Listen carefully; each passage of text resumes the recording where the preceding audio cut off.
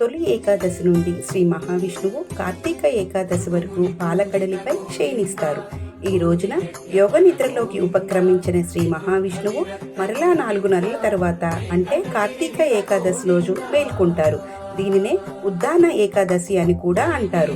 ఈ మాసంలో తొలకరి వర్షాలు పడి అన్ని నదులలో సముద్రాలలో కొత్త నీరు చేరుకుంటుంది కాబట్టి నదీ స్నానం ఈ రోజు ఆచరించడం ఎంతో శ్రేయస్కరం. ఈ ఏకాదశి రోజు ప్రతి ఒక్కరూ పఠించవలసిన చిన్న స్తోత్రం.